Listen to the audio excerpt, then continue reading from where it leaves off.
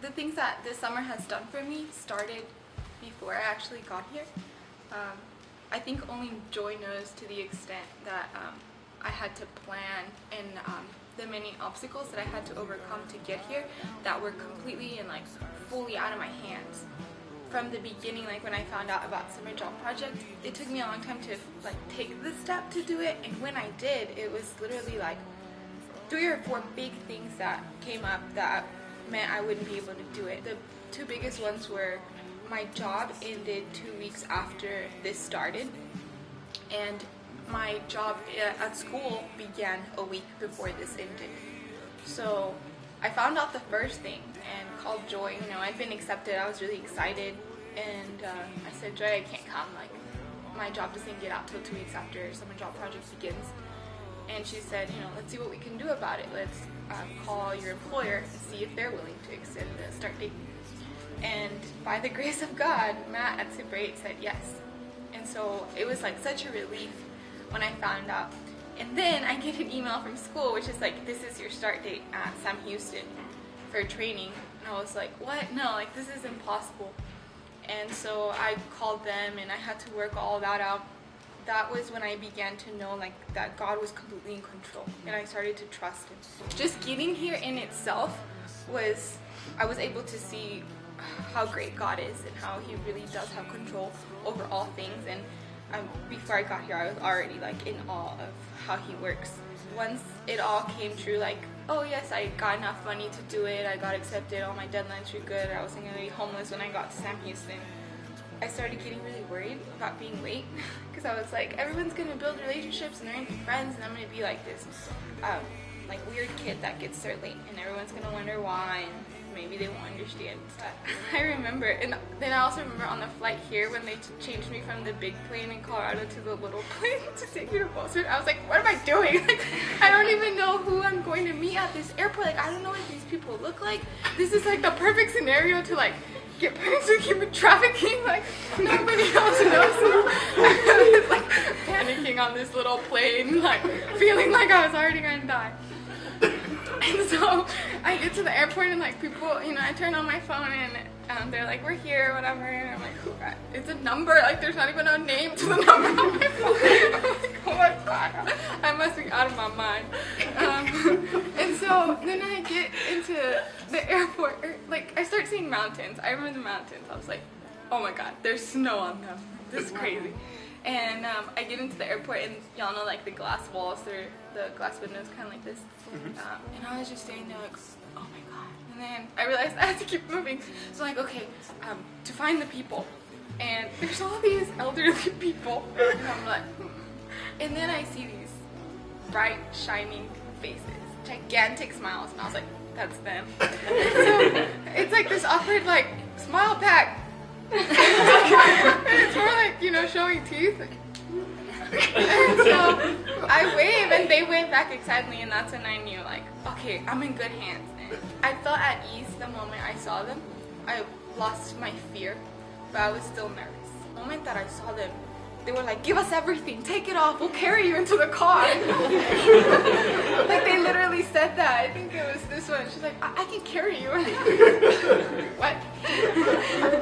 And it was so comforting because I had a whole bunch of stuff with me. And I got in the car, and like the questions just started coming, and I just felt like they actually cared about who I was, what I was doing, and why I was here. And it didn't stop. Like this whole summer, I felt like people care about me in ways that I can't understand. And I know that that's gotta mean it's of God, you know, like just something bigger than what I can comprehend.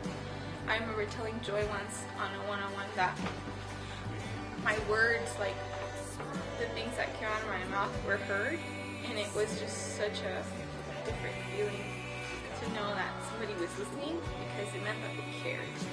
And by the same token, like I was listening to the things that came out of people's mouths, and it was like seeing another side of God. Like it was like I could see a bigger picture of who God was through the insights and like the things that had been revealed to others. And that was just a big deal to me, because I really enjoy learning. Like there's nothing really that excites me more than like a new book. And I feel like each one of you guys were a book to me this summer that I got to see like cover to cover. You know, like I got to hear your testimony and I got to live with you guys and just hear what God did in your lives. And that was, like, I've been fascinated with every single person, and I felt like I've grown so much, and I've seen just different parts of who God is through you guys, and just different parts of like our country too. My job, holy cow. Y'all heard that one before too. Yeah, I said it a bunch of times, but I went from like stilettos and pumps and suits and, you know, meetings and being served food to like picking up people's chewed up food. Like the first 2 days at work were probably the toughest thing I've ever had to deal with, because I was just used to, you know, not that. It was the most humbling experience, and I truly believe that it saved my career in what I'm doing. It's saved my heart and my mind from ever being elevated above anything that it doesn't need to be. I felt truly humbled, and now I can honestly say that I clean those rooms with joy. Like, I feel happy, like, I'm like, this Mr. Clean smells bread. I'm just so full of joy, and a lot of it has to do with the way that I was received by the team, which was also, y'all, like, I hadn't ridden a bike since I was like 10 years old. And Brayden the other day was like, I remember the first day I saw you on a bike. And I realized how goofy I must have looked. And I remember Russell, I got on a bike to go to work the day after I got here. And Russell was like, so do you think you can pedal any faster? And I was like, yeah. But I was so nervous, like I had no idea where I was going, and I know they didn't want to push me, but I didn't want to, like, I mean, I didn't know where I was going, so I couldn't go quicker. So I was like, you know, you guys set the pace, but literally every day I could tell that they were slowing down for me, because they would like circle around. I know y'all thought I didn't notice, but like they would switch off and would actually stay with me. Like, it was like this cycle, like one day it'd be Russell and everyone else would be ahead, and then one day it'd be Brayden. And then they started doing this thing where instead of being like 4 forward and 1 with me, 2 would be in front and 2 would be behind. And I was like, cool. Like, either I'm getting quicker or they're just being nicer.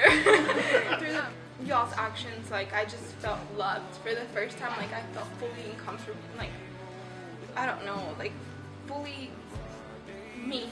Like, I felt heard and I felt seen and I felt cared for, and it was just really awesome. Like, my heart was getting fatter and fatter, and sometimes I just would wake up and I didn't know if I would be able to keep from, like, exploding with happiness. What really did it for me too, like early in my time here, was the Father Heart Seminar. I realized that my whole life, like, I've been like wounded in many ways, and I didn't want to deal with the pain, so I patched it up. Like, the only way I could figure out how, and it limited me in just many ways. Like, I function in ways that weren't the way God created me, because I didn't take time to fix it. Like, I didn't let Him fix it. And I remember reading the questions from the packet. I felt like God was a doctor and He was like, we're about to fix you. And I was just on a table, like, fully exposed, and everything that had like healed in a bad way was like reopened. And it hurt a lot at first to just, like, you know, it was like fresh cuts all over my body, and it hurt so bad. Like, I read that packet once and I was like, oh no. And like, I put it in my binder and just didn't even want to deal with getting through the whole thing. But I did, and through that, like, I don't know if it makes sense, but I felt like the Lord opened every wound up and carefully, like, fixed every single thing. Like, He repaired it all, and then, like, bandaged me back up. I had spent so much time knowing who God was. Like, people, I mean, I've sat through countless sermons about God's love and, you know, our Father in heaven, and I heard and I understood that, but things and, like, those misconceptions, like, nobody had ever taken the time to tell me who God wasn't. who, like, I had, like, the misconceptions that I had, no one had ever addressed them. And I think that's what the Father Heart Seminar did that was different to when I removed those misconceptions and when I felt healed, then I was able to see. It was like, yeah, there's a mountain before you, and you can see how gigantic it is, right? Like, it's so big, but it's blurry, and you put these glasses on, and suddenly it's like, holy cow, like, the leaves, the trees, the rocks, the paths, like, the sky behind it, the people going up to it, it was just a whole new world for me. And that happened in those couple of days, the day before the Father Heart Seminar. Like, I couldn't sleep, just thinking about everything, and it was good, because it, like, I mean, I was thoroughly, like, cleansed, I feel like, and purified, and